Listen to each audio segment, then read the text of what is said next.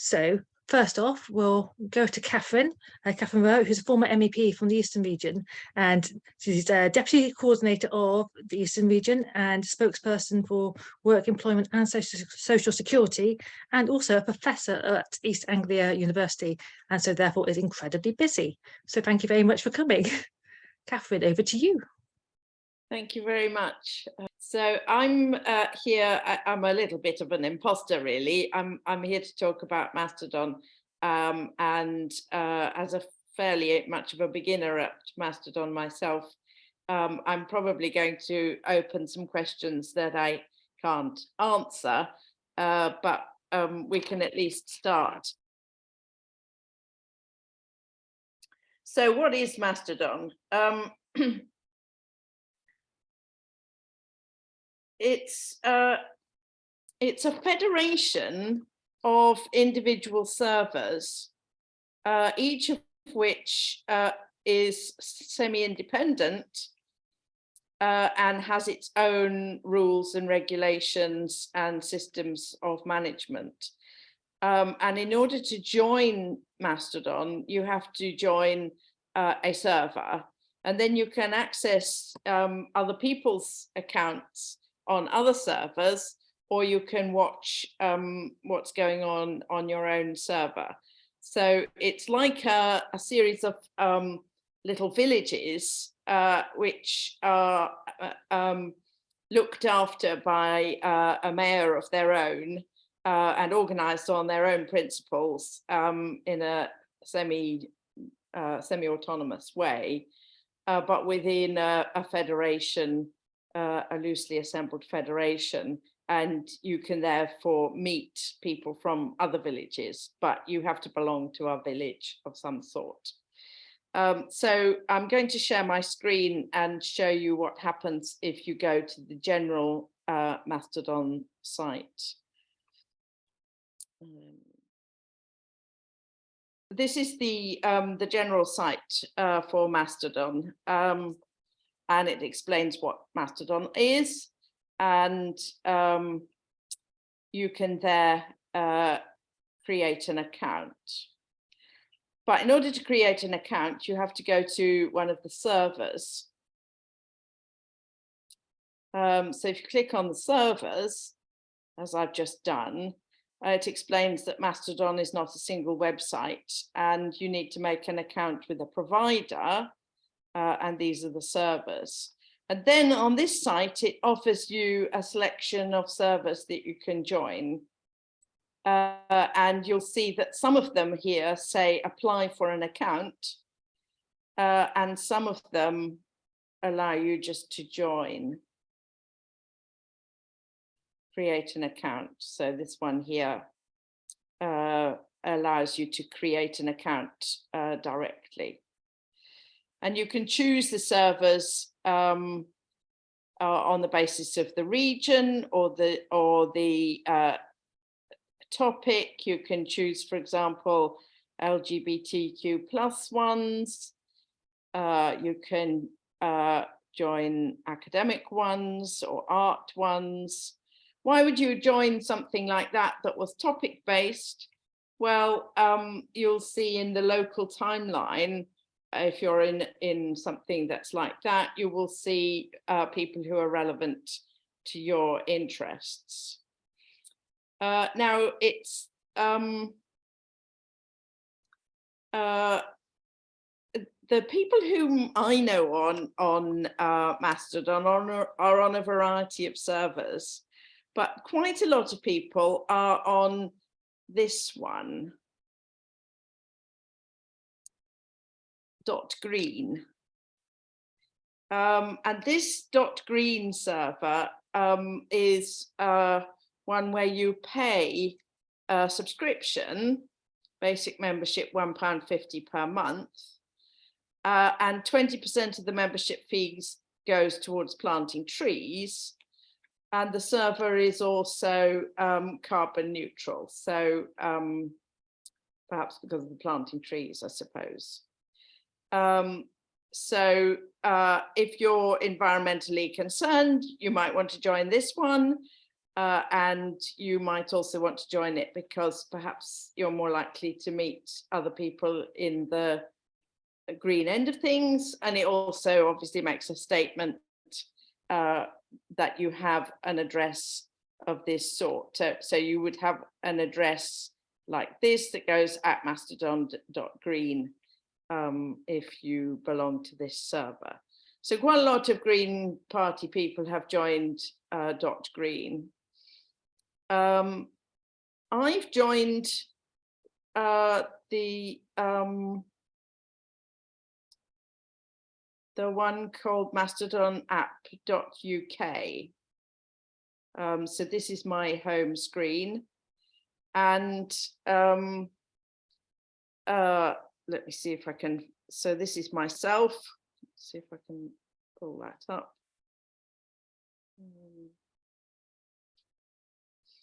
This is my profile that you can see on the right here.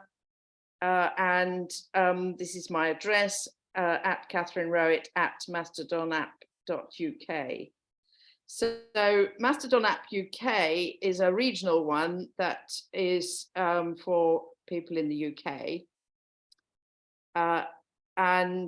So the advantage of that is that if you want to talk to people who are not necessarily in the Green Party or not necessarily on the Green server, but are interested in UK politics and so on, perhaps this is a good one to choose. But really, it doesn't matter a lot what server you choose. All the servers require some funding, and many of them operate by asking for donations, and that's how the mastodonapp.uk operates. So when you set up a profile, you can write about yourself, and you can fill in a number of boxes here that give links to other things. So I've got my university links and how to join the Green Party, and this is my academic ORCID identity. So the way it works is that I'll just show you the local timeline. Let's go back here. So on the right here, I've now got the local timeline. These are the most recent public posts from people whose accounts are hosted by mastodonapp.uk. So you can see here that I've got people I don't know, and their posts are coming up here on my local timeline. And that's one way of finding interesting people and interesting bits of news that other people you don't know are posting.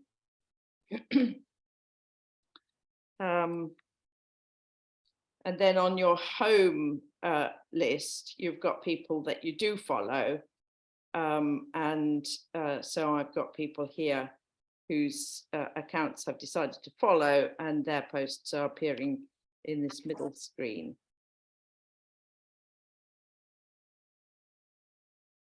Top of it. Maybe I won't. And here in the left screen here, you can write your own toot. So what we do on Mastodon is toot rather than tweet. We publish it when we've written it, and when you the equivalent of retweeting is pressing this thing here, and that's called boosting. So boosting is a way of getting other people to see somebody else's toots. So if you think something's interesting, the best thing is to toot it, to boost it. Boosting it then draws it to the attention of other people who are following you or other people on your local timeline, and it can then get spread about more effectively.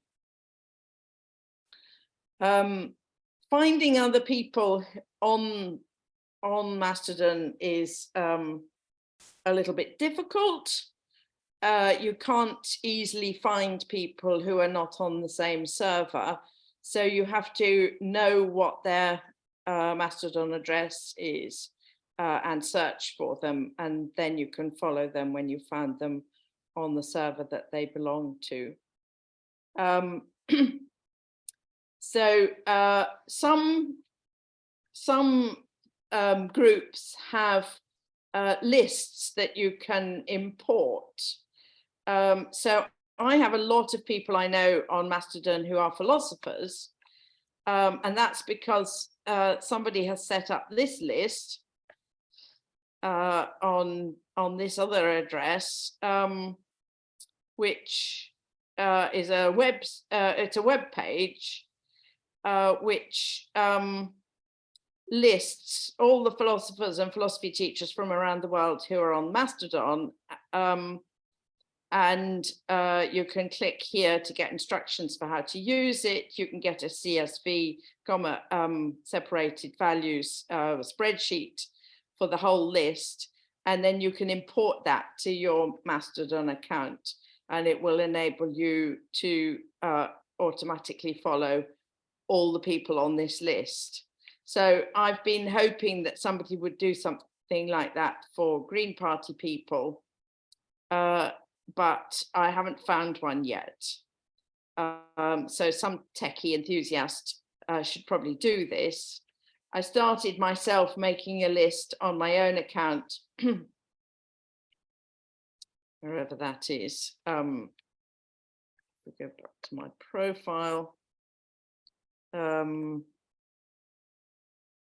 I think I have somewhere here on my profile lists, and on my lists I've got Green Party of England and Wales, and this is a collection of the people that I've managed to find, and these are their posts coming up here, so I can see people on that list, but I don't seem to be able to export that list to anybody else as far as I can see. So maybe there's a way of doing it, but I don't know. Somebody else might know. So I've made my own list for my own timeline so that I can see people's posts there, but it's probably not complete because I haven't updated it recently, and it's not very useful to other people. So one of the things about Mastodon is that it doesn't operate by algorithms in the way that other social media sites do. So it won't give you special treatment. It won't give special treatment to any particular people or toots or anything. So it won't push things. It just gives you the things from the people you're interested in the order that they make them, with no preferential advantages for any particular people or toots.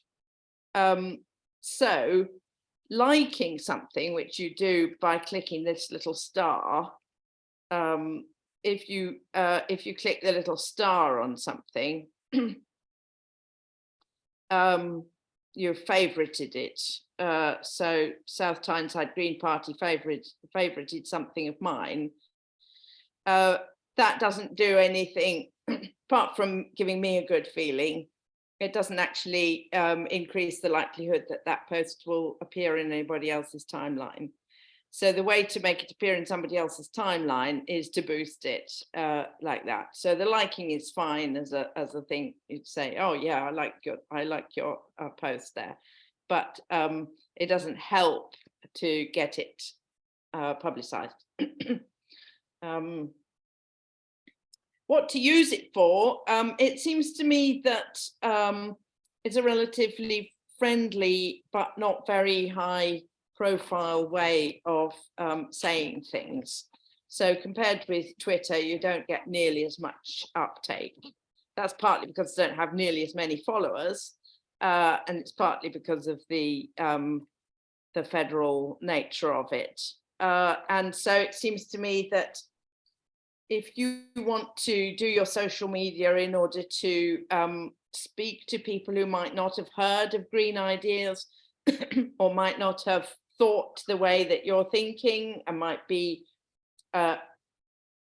pushed out of their assumptions or something, then Twitter is better, because you're more likely to meet right-wing people who've got misconceptions, or you're more likely to meet people who are from the Labour Party or otherwise sort of interested but not yet persuaded. In Mastodon, you can have a friendly engagement with other people you know. You can share media things and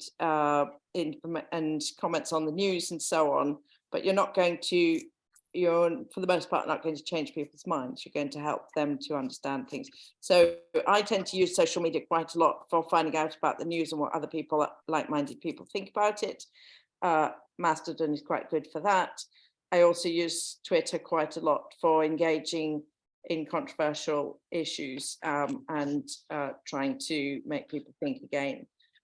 And I think that's not so good on Mastodon, but that's my impression so far. Brilliant. Thank you very much, Catherine. We've got one question so far, and maybe this might provoke extra questions, but it's about mirroring, because it seems like you've got another account that's mirroring your Twitter account. So like, is there a bit like Facebook, you post on Facebook and it can then put my camera back on, and then it will automatically post it to Instagram? Is that a thing that you're doing? Is that what mirroring is? So the mirroring thing I discovered by accident. And I was searching for various people on Mastodon, and I found some mirroring sites that were organized by the European Parliament, which were mirroring the Twitter feed of Molly Scott Cato, Caroline Lucas, myself, Scott Ainsley, and so on, so ex-MEPs. And they had some system whereby they were taking the Twitter feed and turning it into a pseudo identity that was like a pretend me that was a Mastodon identity, but it didn't conceal the fact that it was a mirror. It said it was a mirror. And I thought that was really interesting and useful and might be helpful for people to know about. But since after I discovered it and said something about it, at least 2 of the mirroring accounts disappeared, and I don't know whether any of them still exist. And I think there might have been some kind of problem with it. I'm not entirely sure. So I'm not sure. I haven't looked recently to see whether they're still functioning. I Okay. can look now. Yeah, it'd be interesting if it is still functioning, you could forward on, we can maybe circulate it afterwards, any kind of links for doing that. I've got a question about local elections here. Fia, would you like to ask the question, or shall I ask it for you? That's fine, I'll ask it. So if I go on video to do it, I feel a bit rude otherwise. Yeah, of course. Yeah, that's fine. I'm in a dark room, I've got my candles lit. Yeah, lovely.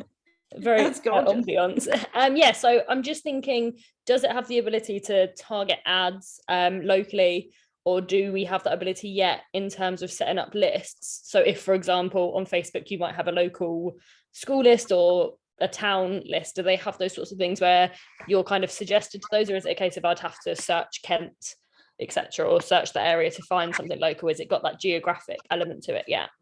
No, I don't think any of that you can do. There isn't really any advertising, and there isn't any paid stuff or anything like that. So you can't select sort of demographics that you want to target or anything like that. So it's not really a substitute for Facebook in that respect. it's you can tag other people by putting their Mastodon handle in, I suppose, but that wouldn't really help. So I guess don't it's nice think that there's no ads though. That's I think it's nice thing. not right. No, I think you can't do that. No, that's perfect. Thank you. Okay. I wonder if with the village concept of it, if a local demo area kind of set up their own server. So you might get London servers eventually, or Bristol servers, or Brighton Hove servers. Yes, there are some city servers. So there is a London server. I don't know whether there's a Bristol one, but there's definitely a London one. Yes, so of course you won't get everybody in London on the London server, because many will be on other kinds of servers. But it's true that would be a way in which if you kept flooding the local timeline, I don't know how many people look at the local timeline, as it were, actually sort of survey what's going past in their local group, or whether most people just read the people they're following. But in theory, I mean, the other thing you could do is to have sort of systematic boosting.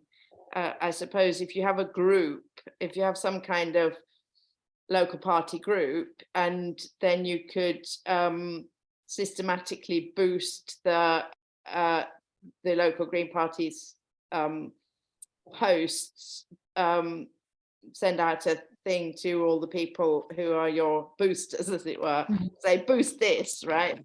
And then it would get to all the followers of all the people who were boosting it. Yeah. Excellent. I think I've got one more question, which is about sensitive content, which is how does Mastodon do it that's different to Twitter? I'm just going to share the Mastodon again to show you the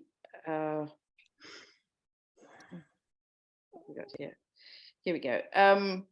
So I've called up the details of the server that I'm on here, the Mastodon app.uk. First of all, it tells us about the funding, and then it says about reporting and moderation. And so when reporting accounts, please make sure to include at least a few posts that show rule-breaking behavior. We usually handle reports within 24 hours. Server status, and then here are the server rules. So this server has a number of rules. Sexually explicit or violent media must be marked as sensitive when posting. So one thing that I've learned is that marking something as having a certain kind of content can be useful even if it's not sensitive content. So obviously you can do trigger warnings and sensitive content warnings, but you can also use that as a heading for the topic that you're going to do your post about as well.